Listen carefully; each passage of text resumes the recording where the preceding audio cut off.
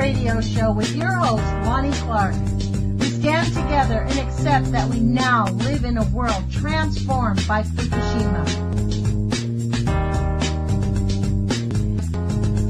From 8 a.m. to 9 a.m. Pacific Standard Time here on UCY.TV radio. We relentlessly engage every ear that listens. We expose and confront the complete lack of accountability for the nuclear industry. Consider social engineering programs who view our bodies, minds, and souls as assets on a balance sheet. We discuss vital current issues, interview activists, and engage our audience in an effort to allow all voices to be heard. The Age of Fission radio show creates a venue that all will choose. We encourage our listeners to reclaim their power and their courage to take action and save our planet from the ravages of greed and indifference. Our actions matter. Every voice matters. We remind our listeners that happiness is resistance.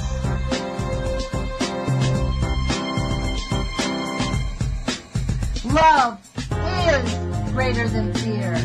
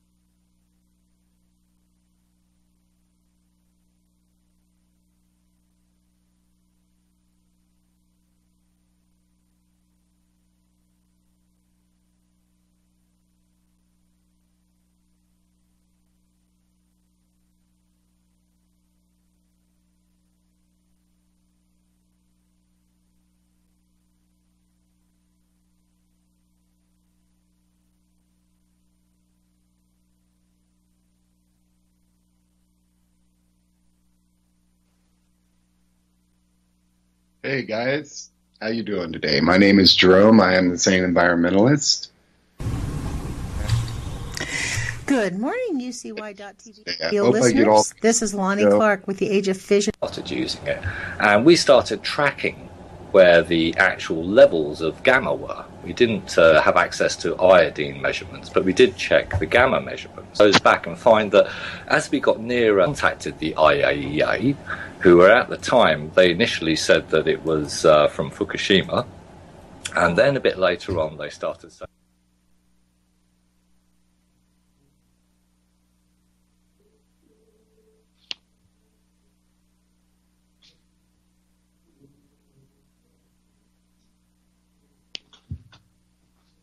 All right. I'm a little confused here, folks, but I'm going to try to get through the confusion. My name is Jerome, and I am the Sane Environmentalist. I am praying to God that we're connected and everything is right and everything is good. Okay, good. All right, good. I just got a note from Jules, and thank you, Jules, for being so patient with me. Last week, I literally got cut off right in the middle of my whole thing and didn't even notice it until the very end when I went to hang up. Terribly embarrassing thing, and I apologize to everybody for that. You know, and as well, I've been getting I must have pricked the right hornet's nest somewhere, because I've been getting a lot of blowback from my recent series that I've done about global warming. Literally from both sides of the story, both extremes. And it's kind of, it makes me uncomfortable, I guess. It makes me question what I'm doing. And if, you know, comments like, oh, some amateur jackwad on YouTube, that's what I am. And yeah, I guess that's true. I'm not getting paid to do this, so I am an amateur. I don't get paid to do this radio show. I don't have ads on my YouTube videos at all. And I do it just, I guess, why do I do it? And I was cruising through today, and I found a thing, this Aya Stamber. She's a cat, she's an immigrant, she's a beautiful human, a brave, noble environmentalist from Vermont who lives in a cabin in the woods. Her channel is called Cabin Talk. But I wanted to plug in for the next 24 minutes and listen to her. And she goes through why she does this. What is the point? And I think a lot of times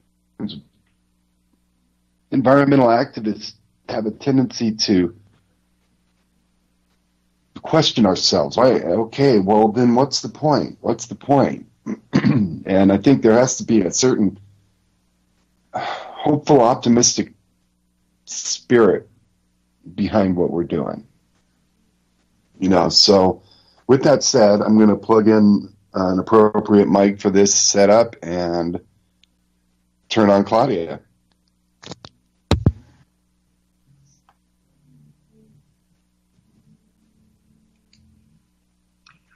Hi guys, it's Claudia with Cabin Talk, and this might be a slightly longer live stream than usual, so I'm going to wait a minute to have people come on, because I think this is really important that I want to talk about. And I want to talk about what makes, hi Phoebe, makes doing this, hi Kenny, what makes doing this work hard. I'm going to tell you what that is. Doing this work of trying to raise awareness, trying to spread the truth. And it's not the constant attacks. You get used to that and you build up some resistance and you build up some sort of thick skin, and then you have a block button and you block people when they get over this, you know. But I try not to do that too much anymore. But hi Chrissy, hi Terry, Dave, hi.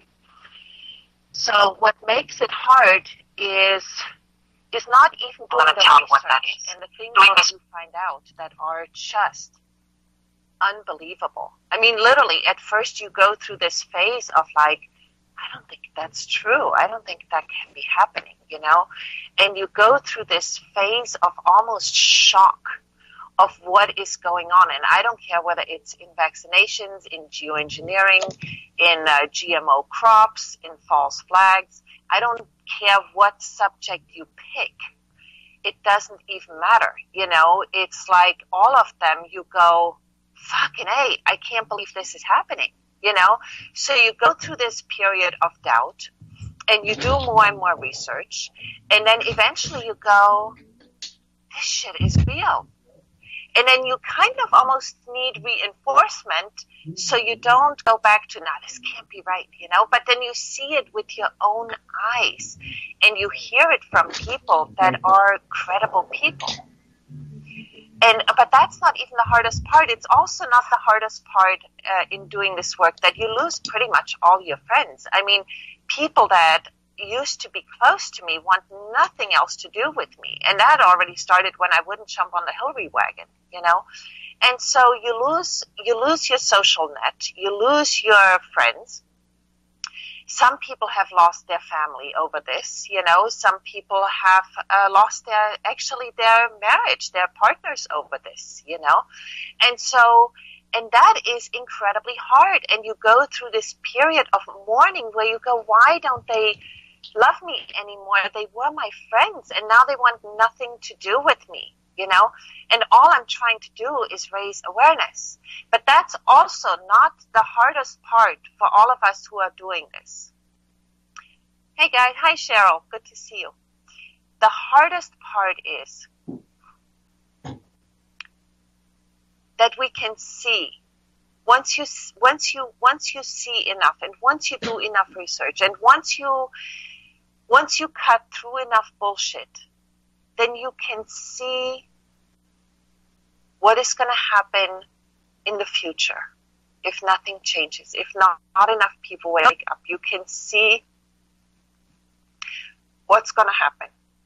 You can see the writing on the wall. You can see the parallels from any dictatorship. You can take Nazi Germany. You can take any of them. It doesn't matter which ones. You can see it. And you try desperately to wake people up, because now it's not confined to one country. Now it's globally. The shit they're doing here, they're doing in Germany, they're doing it in Italy, they're doing it in France, they're doing it in Australia, they are doing it everywhere, okay? So you can see what they are doing.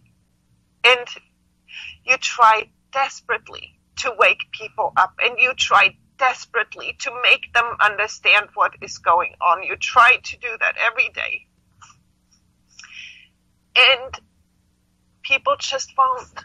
People won't, and you see the writing on the wall if they don't. And so all you try to do is try to think of new ways to make people understand what is going on instead of just running blindly into the abyss, which is where we're heading if we don't do anything. That's exactly where we are going. But we can turn this around if we just all do our part and no longer be quiet and no longer buy the lies. That is the other part that is so hard. When you see people believing the lies day in and day out, when they go, when you have smart people that have the capability of critical thinking, when they no longer do that, when they don't do it because they are afraid to lose their job, or they're afraid to lose their friends, or they're afraid to lose their standing in society.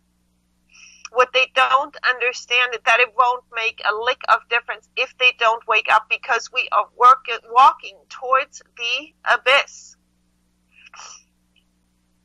And we are doing it in so many ways. It's like a multifold attack on humanity. It's a multifold attack. It's not like one thing. It's not one thing. And I want to talk about guns for a moment, because I grew up in a country without guns. I held a gun in my hand twice in my life, and that was plenty for me, to be honest.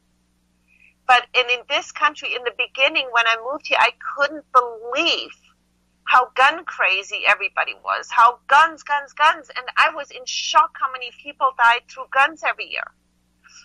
And I'm still in shock over that. But you know what I'm really in shock over? That now I feel in this country, it's a good thing that people still have guns. Because I look at what is going on and I feel like they're trying to take away guns from people, because if we would know our power, if we would understand how much fucking power we have, it's only a few people that are ruining it literally for the planet, for all of us. It's a few people, it's a few thousand people, and don't you think they are aware how few they are? And don't you think they are aware that if 7 million people would actually unite and look through that bullshit, what would happen? They completely know that. Completely are aware of that. They know how vulnerable they are. They know that. It's that we don't know how strong we are. We don't know how much power you have. And then there is still all this rhetoric out there about division.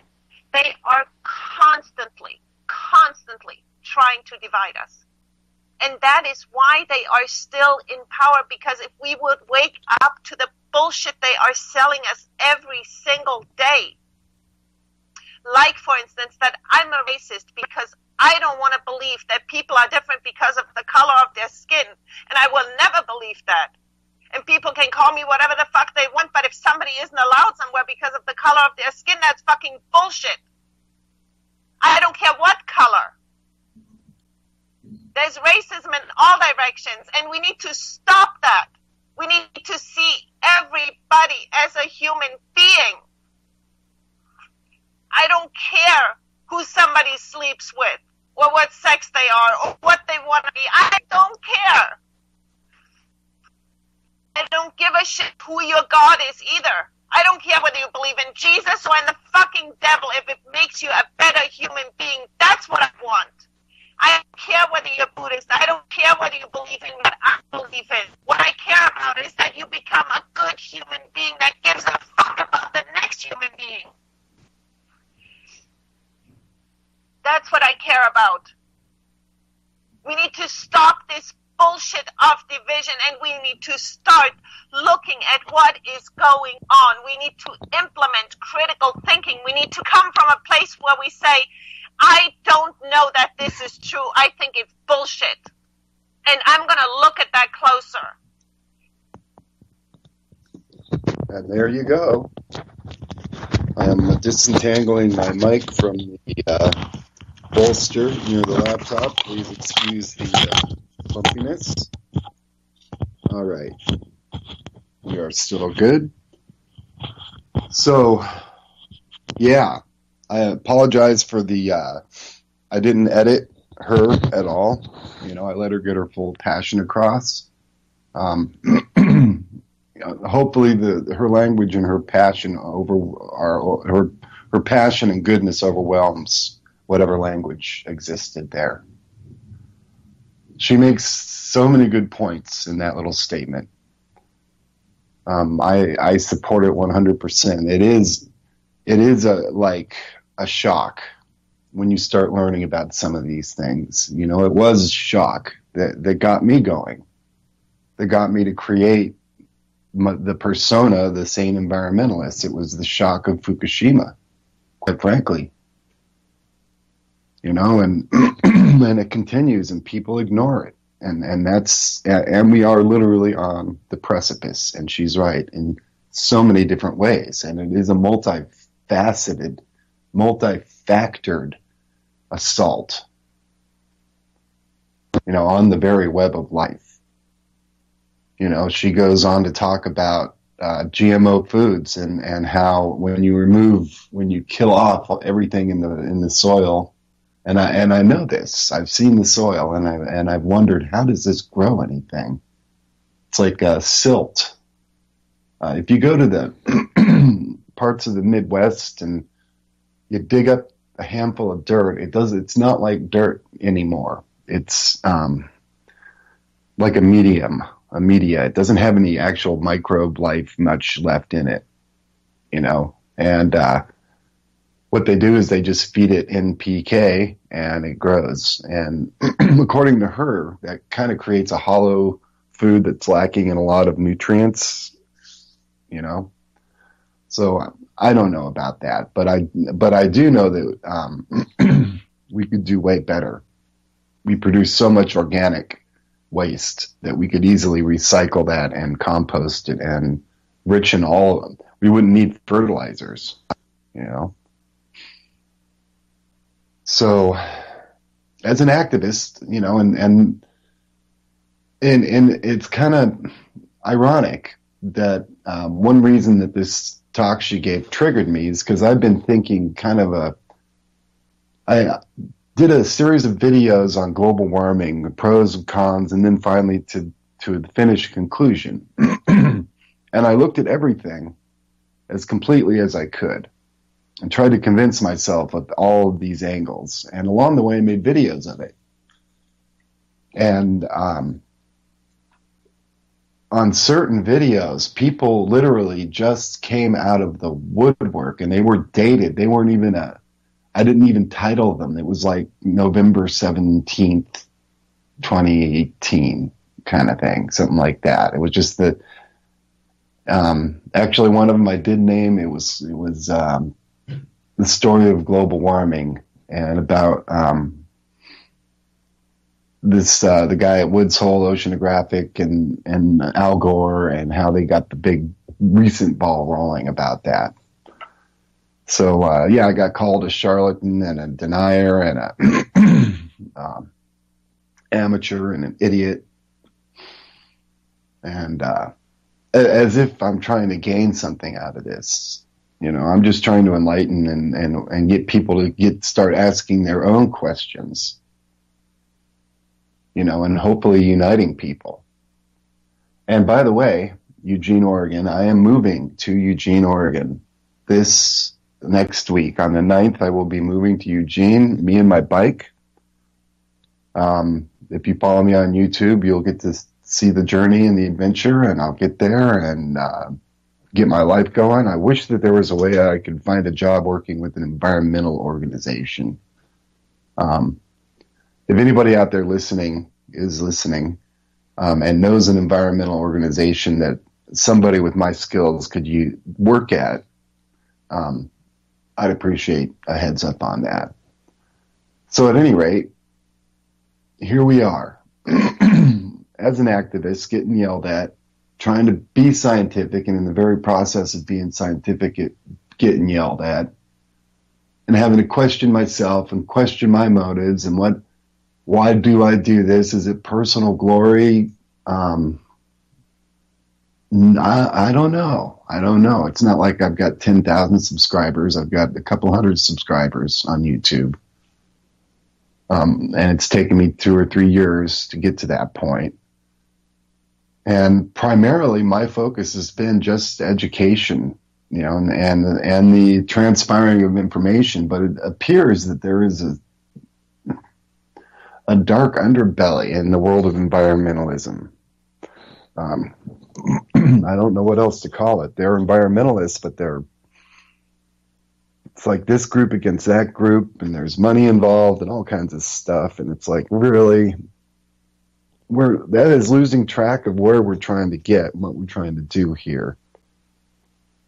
You know, and what I'm trying to do is I'm trying to generally educate people in a sane manner, in a way that they can really understand without quite so much emotion as, let's say, Claudia, for instance, here, might put into it.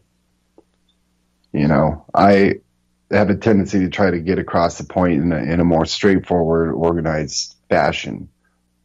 One of the things the comments have shown me is that if I'm going to discuss science, then I'm going to have to become more scientific. I'm going to have to provide links to all of my information in an extended description in the video. I think that's important. I think and differentiate my science from you know, you can't just show a picture of a chart. You got to show where you saw the chart, and who did the chart, and what year it was, and what the disputes were regarding the chart.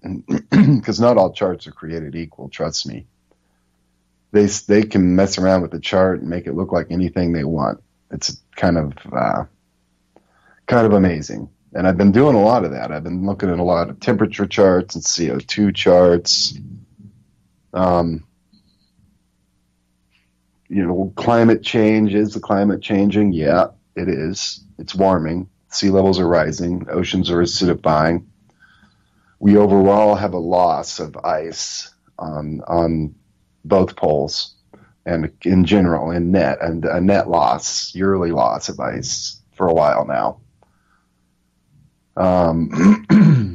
If that happens, and you will free up probably gigatons of methane gel that is camped out under the polar caps. in pockets. It's a gel, super frozen methane gel, and it's in pockets there, and it'll go bloop and pop out, and it does that occasionally through the ice now. And they've shown temperature readings from satellites and ground stations that indicate that literally in the middle of the Arctic, it can be 12 degrees in the middle of the day somewhere, and a bubble of that gas blows out and drifts by, and where it drifts by, it raises the temperature literally by about 5 degrees C. I was stunned by it, just by its presence right there at that minute. That's how much global warming impact methane has.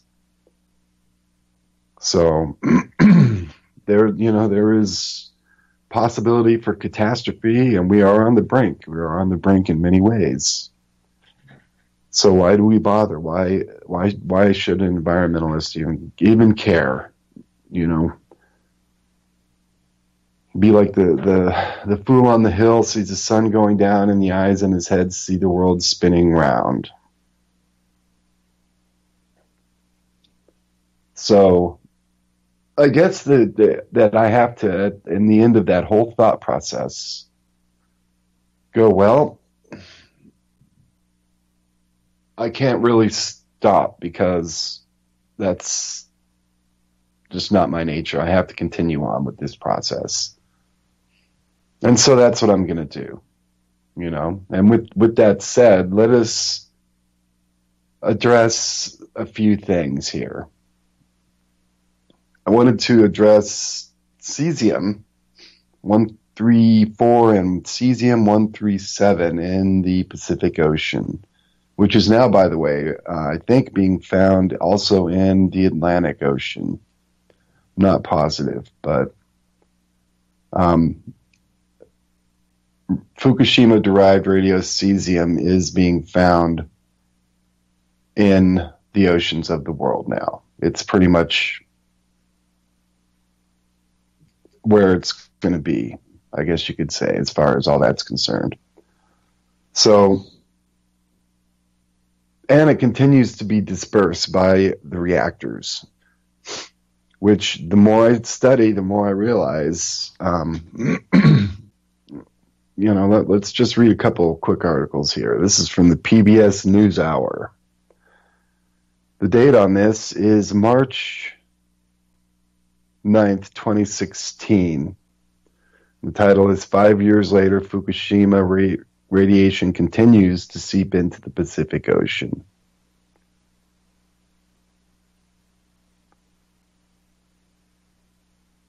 It says here, this event is unprecedented in its total release of radioactive contamination into the ocean.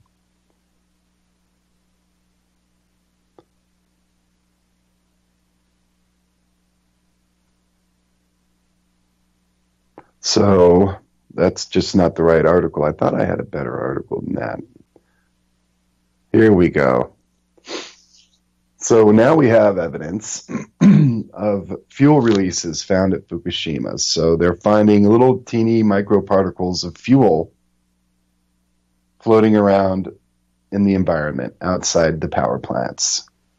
Uranium and other radioactive materials such as cesium and technetium have been found in tiny particles released from damaged reactors at the Fukushima power plant. This could mean the environmental impact from the fallout may last much longer than previously expected, according to a new study by a team of international researchers, including scientists from the University of Manchester. The team says that for the first time, the fallout of Fukushima Daiichi nuclear reactor fuel debris into the surrounding environments has been explicitly revealed by the study. The scientists have been looking at extremely small pieces of debris known as microparticles, which were released into the environment during the initial disaster in 2011. The researchers discovered uranium from the nuclear fuel embedded in or associated with cesium-rich microparticles that were emitted from the plant's reactors during the meltdowns. The particles found measured just 5 micrometers or less, approximately 20 times smaller than the width of a human hair. The size of the particle means that a human could inhale them. And so what that's saying is that you had an event.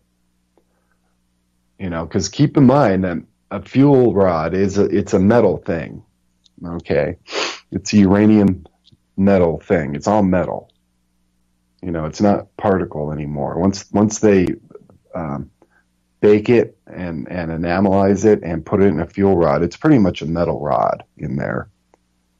So for a metal rod to emit microparticles, you got to get it really hot and in an explosive environment. So the reactor debris we found inside the reactor exclusion zone in paddy soils and at an abandoned aquaculture center, however, and this aquaculture center was located several kilometers from the plant. It was previously thought that only volatile gaseous radionuclides such as cesium and iodine were released from the damaged reactors. Now it is becoming clear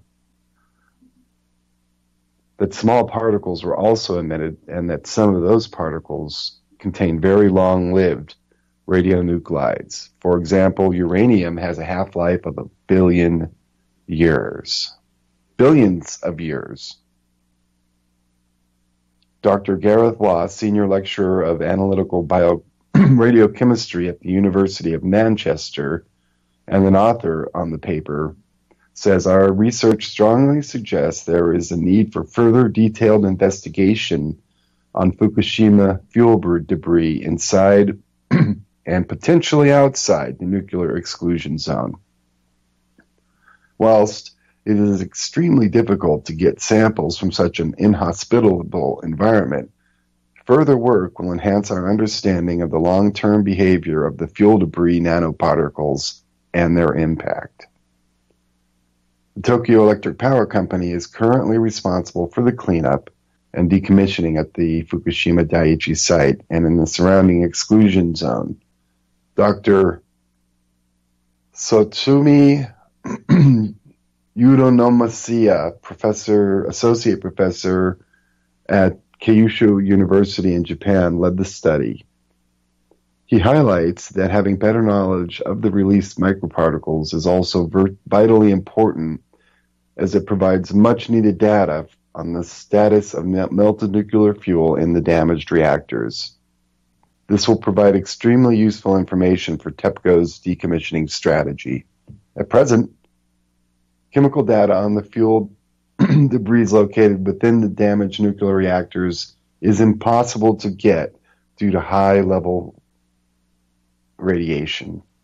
The nanoparticles found by the international team of researchers will provide a vital clue on the decommissioning challenges that lie ahead.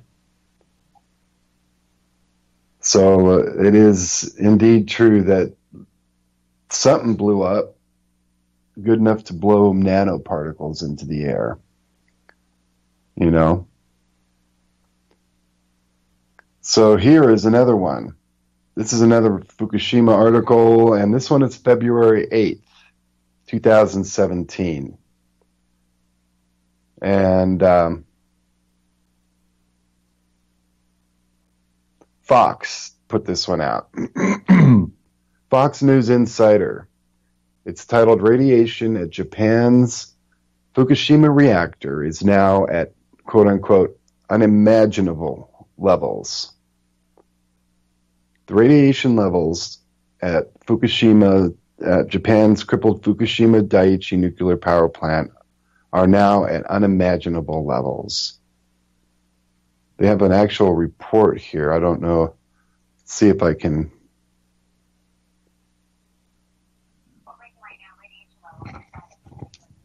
Damaged by that tsunami nearly 6 years ago is now at their highest point since that disaster. And experts believe melted fuel is leaking inside the plant almost daily, causing radiation levels high enough to kill a human being with just brief exposure.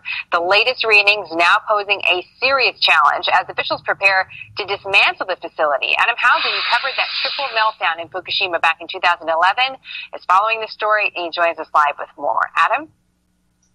Yeah, Jenna, hard to believe it's been nearly 6 years. And when we initially covered that, it was that great video that came in that really showed the destruction that Japan had to endure from the earthquake and the tsunami. But no one knew at the time the growing threat, which today continues to only get worse.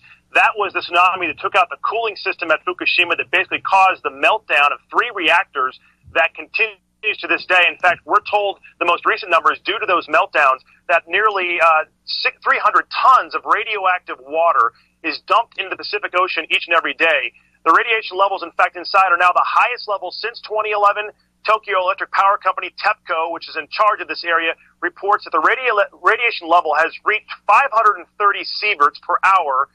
To give you an example, it used to be 73 per hour. For people that don't know this stuff, let's put it into very simple terms.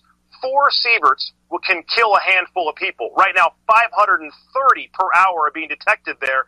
According to scientists, that's unimaginable radiation levels. A robot was sent in. It only lasted an hour before radiation took it out, basically ruined it. It found a 6-foot gaping hole inside that somehow has to be patched. Due to this high level of radiation, the company assures the public everything will be fine, but we've heard this information from Japan before. There's been criticism even back 6 years ago when this first happened that Japan wasn't giving all the information out. We do know this. They say it will take at least $300 billion and 4 decades to finally fix this area.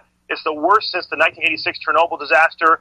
Again, also, we're getting more numbers coming in, Jenna. To keep this in mind as well, they say that right now there's still radiation being detected off the coast of California and Oregon. Now, it's very small, but the worry is with 300 tons of radioactive water going in every day to the Pacific, what is that doing to the Pacific Ocean, Jenna?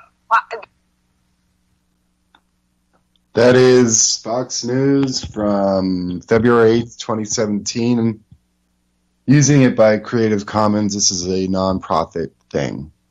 We're getting this information out to the public. That you're not seeing that report on headline news too much, are you? So I think he kind of got it wrong. He says he talked about 4 sieverts can kill a handful of people, as if a sievert is a thing. A sievert is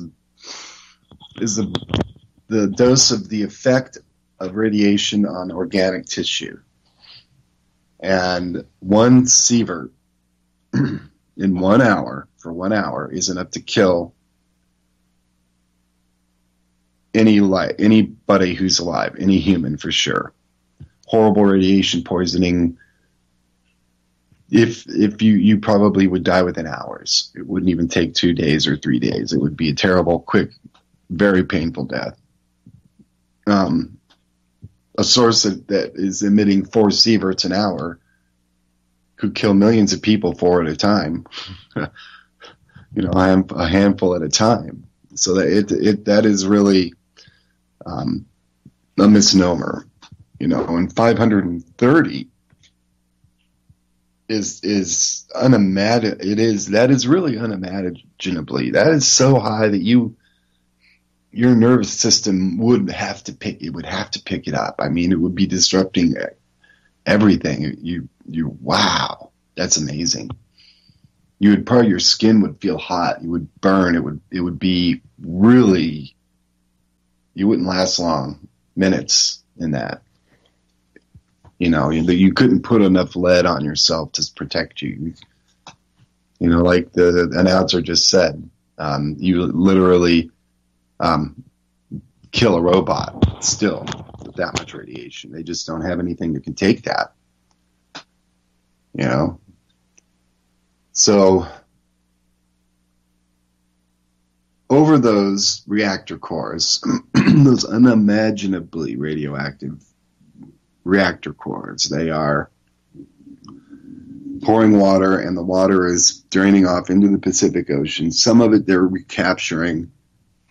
According to TEPCO's own flow chart,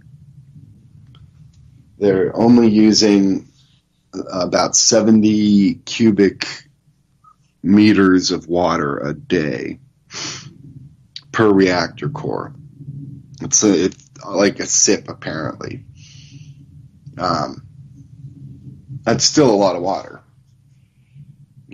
but that's only like 2 or 3 feet of drop from the reactor core. So you have to wonder where's this 300-ton figure coming from? I think that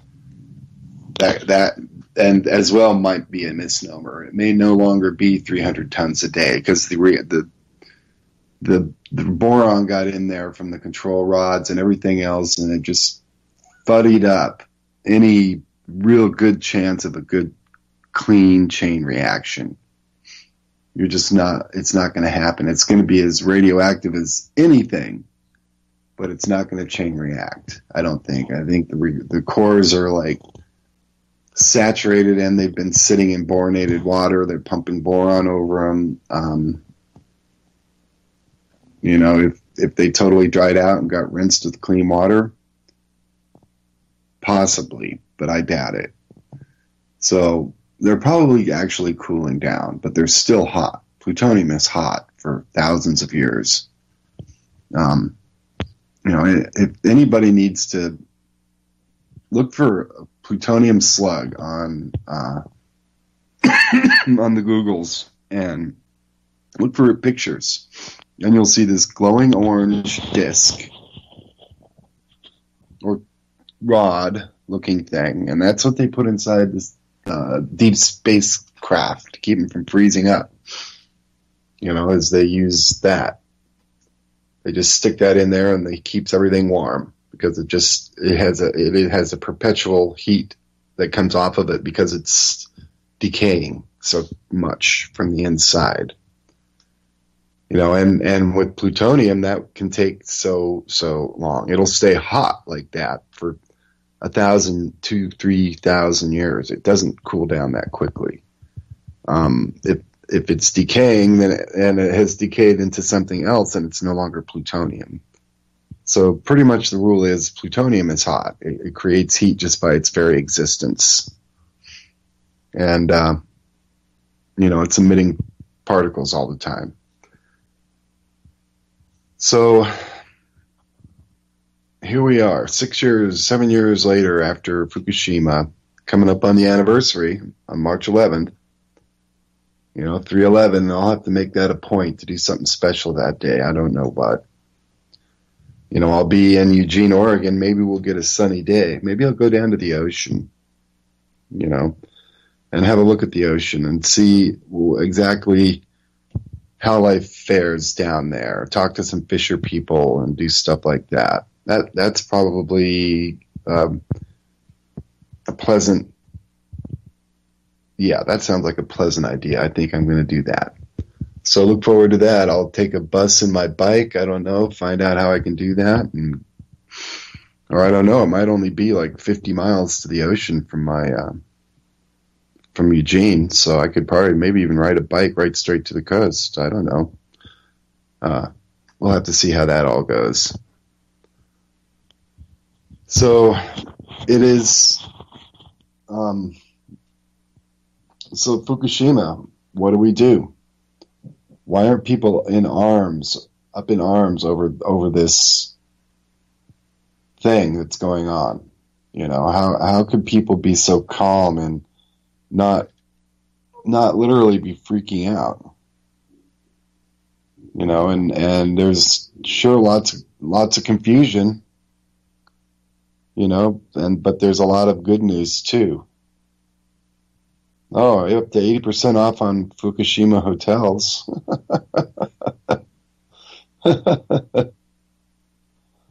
So does anybody want to get a nice hotel room? And gosh, you just look at there's the internet is wonderful. JapaneseTimes.com, huh? JapanTimes.co.jp. Okay.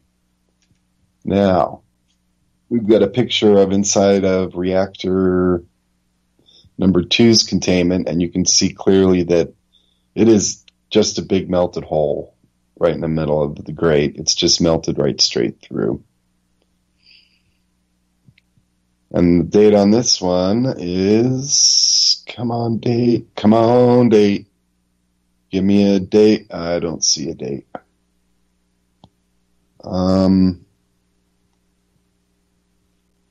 Article history, February 3rd, 2017.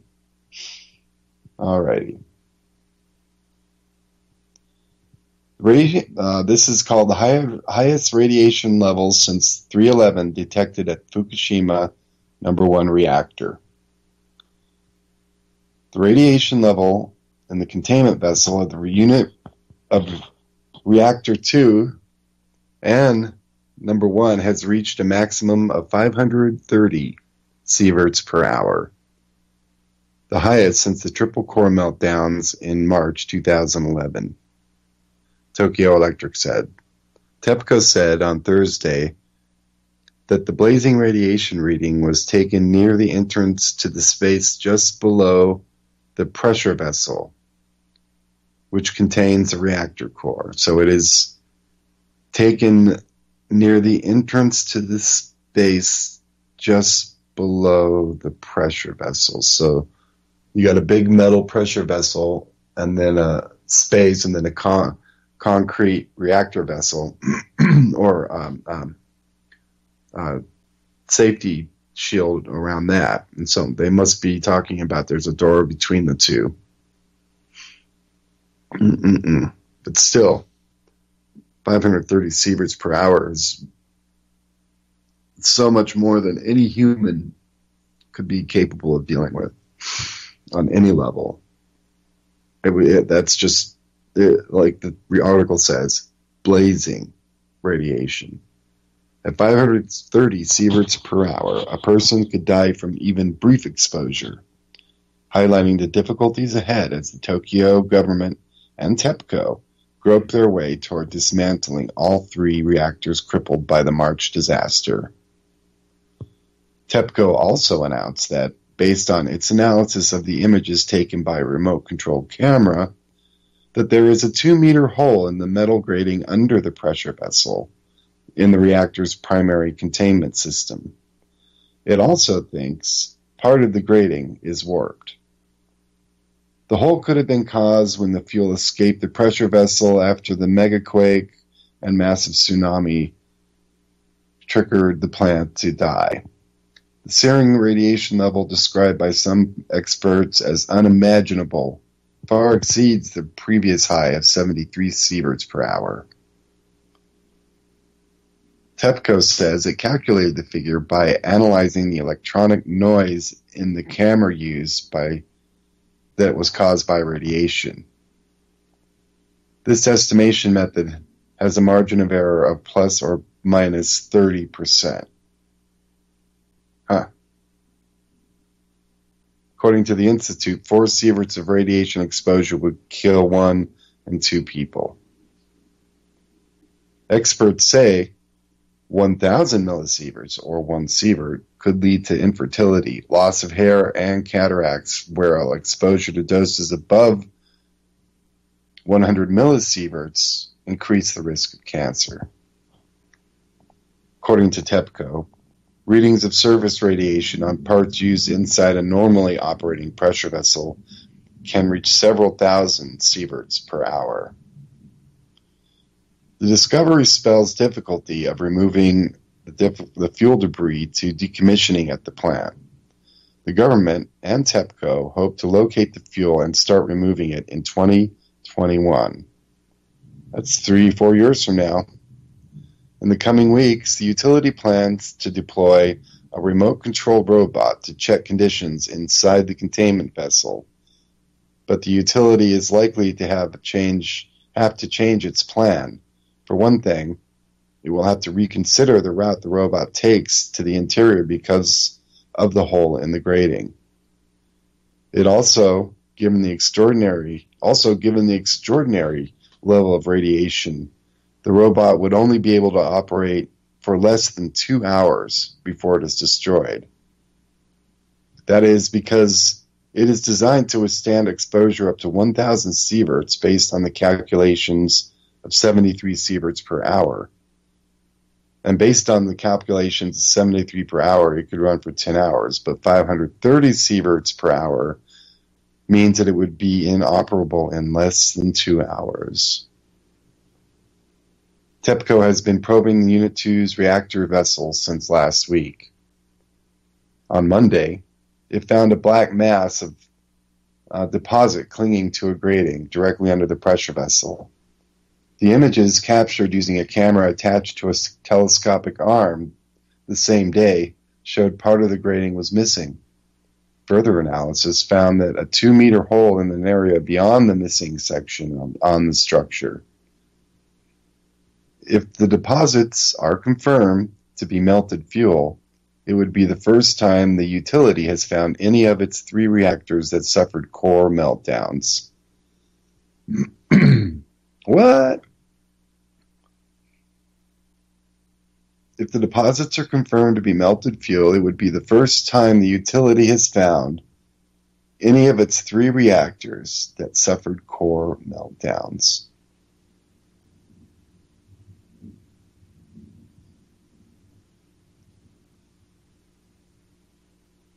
So that is absolutely frightening right there.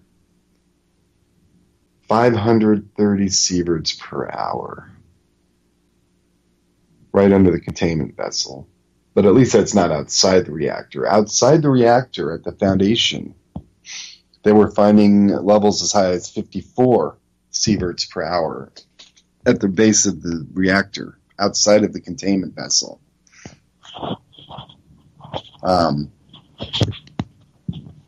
And it's very strange. I wish there was a way I could get the date on this more accurately.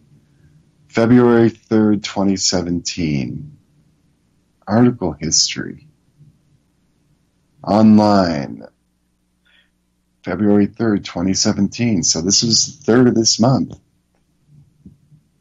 So it's apparently fairly up to date. You know. So let's see. Okay, they've got a diagram here of the reactor. And they're finding the 530 sieverts per hour outside of the little concrete tubes that the pressure vessel sits in. You know, you have your core that's inside that metal pressure vessel that sits inside another tube, and then that's the stand, and it melted through below the stand. And there's a channel that leads from outside of the containment vessel altogether through to below the pressure vessel so that they can work on the control rods and stuff if necessary. So that's where they're finding the 530 sieverts per hour. So, boy, what a hot mess. How do you have to wait, but I mean, goodness gracious, depending on, let's say, reactor 3, for instance, reactor 3 was a MOX fuel, and so there's plutonium in there. You know, we're talking plutonium, uranium, long-lived isotopes, and lots of them. You know, and how much of it escaped containment completely in the form of microparticles that went up in those first few days? That's hard to tell. It really is a significant amount because they're finding it. You know, they're finding that. They're finding radiocesium. Why couldn't one of those particles make it all the way to North America? See, that's the kind of thing like Arnie Gunderson did the study and where they got kids' shoes, and they put the kids' shoes on a slide, an X-ray slide, and just let them sit there for 24 hours, and then they delivered the slide or developed the slide, and they found that their kids had lots of hot particles on their shoes in Tokyo. And so basically all of Japan is just becoming horribly radiated.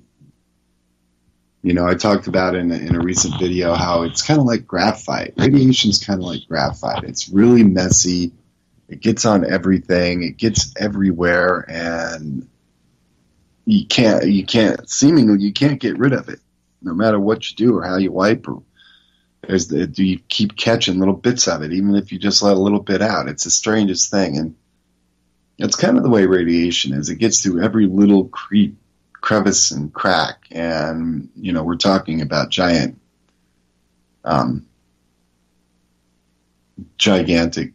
cracks in these buildings and these earthquakes, and so all that water is draining out through those cracks and into the ocean.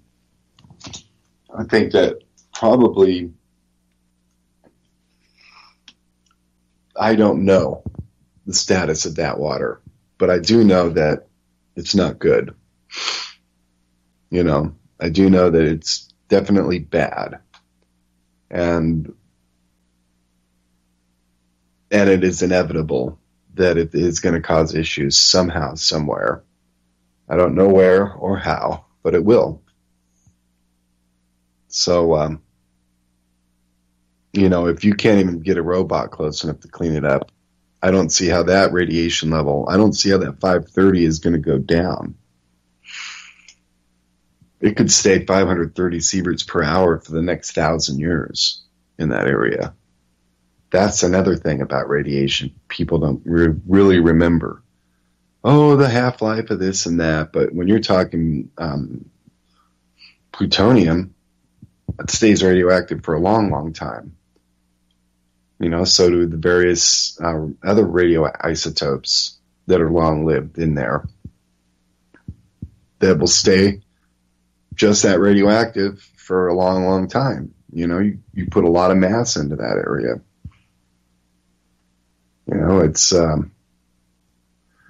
I was thinking about that, about radiation and things emitting radiation, and if they're emitting radiation for a long time, they must be incredibly massive. I mean, because radiation equals particles of matter flying off of it as it breaks down into other things. And then it made me realize that things that have a long half-life are incredibly dense in energy, generally speaking. And that's why releasing so much of that at the same time by increasing the level of reaction versus just radiation, then you're going to get a lot of energy out of that mass. And that's very appealing to these guys who make these time bombs. And that's what this boils down to. So at Fukushima, you've got 3 broken down containment vessels with broken down melted reactors in them. And that's life. So at any rate, folks, my name is Jerome. I am the Sane Environmentalist. I don't think that I got cut off this time. And I hope everybody has a good day. You can catch me, of course, on YouTube. And I'm there. You please don't yell at me. It hurts my feelings. It really does. So with that said, I hope everybody has a good day, and thank you very much.